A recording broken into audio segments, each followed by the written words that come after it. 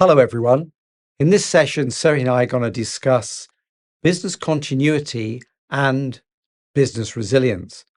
What exactly distinguishes these two areas that are really very topical within organizations? So, Serhiy, I've had a number of people say to me, we don't really need business resilience. We've got business continuity. We've really invested in our IT. We've gone the extra mile. I think we're there.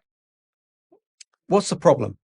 Well, David, the problem is that business continuity is what used to be enough before all these crises came about.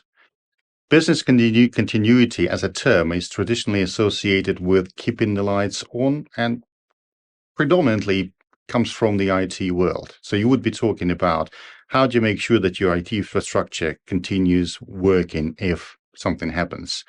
And then they were adding cybersecurity onto that.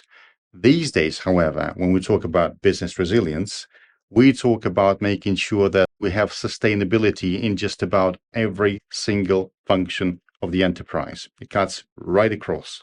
Yeah, I saw this piece from MIT really saying that about 2/3 of organizations had business continuity, but when they went to implement them, they found they could not restart their organizations in a meaningful way.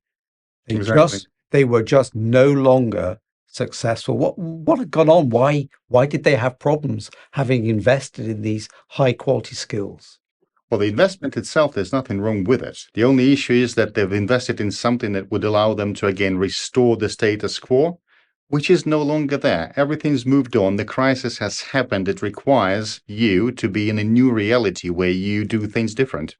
And that means you have to actually invest in something that would allow you to change, to adjust what you're doing, adapt to the new reality, and succeed at doing that. And that's a different type of investment and a different type of skill set and organizational capability that you need for it.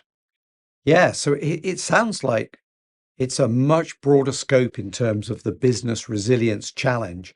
Indeed. Maybe that's why organizations have started to bump resilience up their organizations to the C level and realize we need somebody here who can look across the organization and think about not just its technology, but its products, its services, its processes, its practices, and start to modernize those for a new era where people are working from home and they're working in the organization, where we're working as a single organization and we're working with many partners.